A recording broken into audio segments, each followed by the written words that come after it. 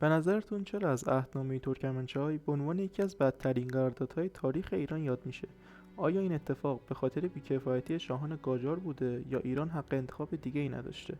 تا آخر این ویدیو با من همراه باشید. به کانال شکاف خیلی خوش اومدید. برای فهمیدن ترکمنچای باید چند سال برگردیم عقب‌تر، به دورانی که ایران قاجار هنوز فکر میکرد میتونه مثل گذشته با قدرت‌های بزرگ وارد جنگ بشه. اوایل قرن 19 روسیه داشت با سرعت عجیبی بزرگ میشد. ارتش منظم، سلاح مدرن، فرماندهی حرفه‌ای. در مقابلش ایران بود، با ارتشی سنتی، خزانه خالی و درباری که بیشتر از جنگ درگیر رقابت‌های داخلی بود. فتحعلی شاه قاجار وارد جنگ با روسیه شد، بدون اینکه واقعا آمادگی نظامی داشته باشه. نتیجهش چی شد؟ شکستای پی در پی. اولین ضربه با قرارداد گلستان خورد. برمیگردیم به اوایل قرن 19. روسیه داشت به سرعت به سمت جنوب گسترش پیدا میکرد. هدفش مشخص بود: نفوذ در قفقاز و رسیدن به آبهای گرم. جنگ بین ایران و روسیه از حدود سال 1804 شروع شد و تقریبا 9 سال طول کشید. یک جنگ فرسایشی پرهزینه که ایران توش ضربه‌های سنگینی خورد. روسیه کم کم مناطق شمالی ایران را تصرف کرد و وقتی جنگ به بنبست رسید، ایران مجبور شد پای میز مذاکره بشینه. سال 1813 تو روستایی به اسم گلستان در قره‌باغ عهدنامه امضا شد که نتیجه مستقیم شکست ایران بود. طبق عهدنامه گلستان، ایران بخش بزرگی از سرزمین‌های قفقاز را از دست داد. مناطقی مثل گرجستان، داغستان، بخش‌هایی از آذربایجان شمالی و مناطق اطراف دریای خزر. این یعنی ایران عملاً کنترل خودش رو روی قفقاز از دست داد. سرزمین‌هایی که قرن‌ها جزو ایران بودن، اما فقط زمین نبود.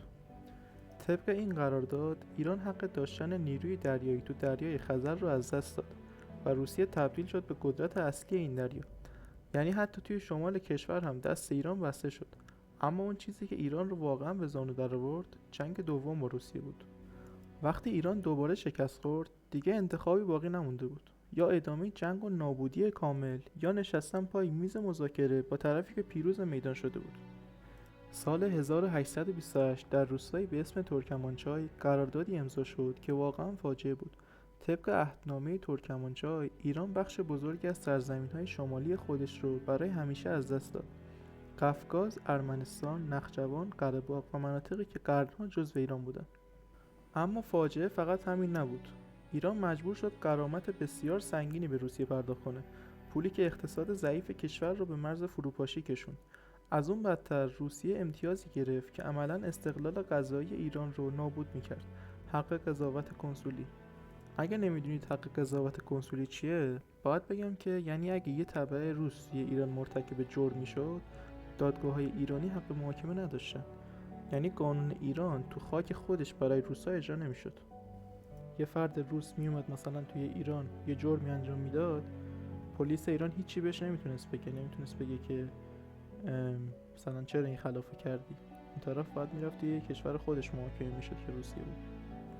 در مورد این قرارداد خیلی فتحعلی شاه رو مسئول اصلی میدونن، میگن که بدون برنامه وارد جنگ شد و بعد وقتی که شکست خورد با دست بسته پای قرارداد نشست که هیچ شانسی واسه چانه زنی توش نداشت.